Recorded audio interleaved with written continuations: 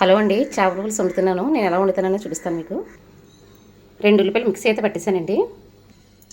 ముందుగా ఆయిల్ పోసుకుందామండి. ఉల్లిపాయ మొత్తం వేయించేసుకుందాం. పచ్చివాసన పోయేంత వరకు కూడా వేసుకోవాలండి. ఇందులోనే టమాటా ముక్కలు కూడా వేసుకుని మగ్గించుకుందామండి. 2 కలిపి టమాటా ముక్కలు చిన్నగా కట్ చేసుకోవాలి.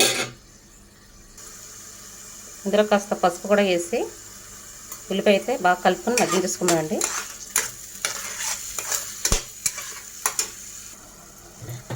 ఇది కాసేపు మూత పెట్టేసుకుందాం.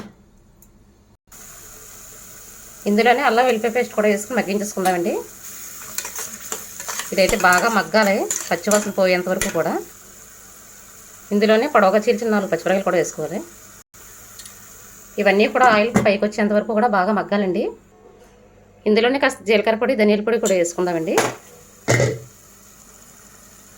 4 స్పూన్లు కారం కూడా వేసుకుందాం. ఇవన్నీ కూడా బాగా మగ్గాలి. చేపల పులుసుకి ఎప్పుడు కూడా కొంచెం కారం ఎక్కువే పడుతుందండి. ఆయిల్ కారం కూడా ఎక్కువే పడుతుంది. దీన్ని కూడా కాసేపు మగ్గించుకుందాం. ఉల్లిపాయ ఎంతవరకు మగ్గిందో చూద్దామండి. ఇలాగ ఆయిల్ పైకి వస్తే ఉల్లిపాయ ఎగినట్టే. ఇందులో చింతపండు రసం వేసుకుందామండి.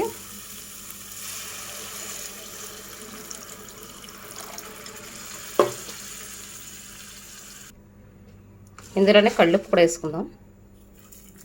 చేపల పులుసులో ఉప్పు, కారం, నూనె ఎక్కువే పడతాయండి. ఇందులోనే చేప ముక్కలు కూడా వేసుకుందామండి.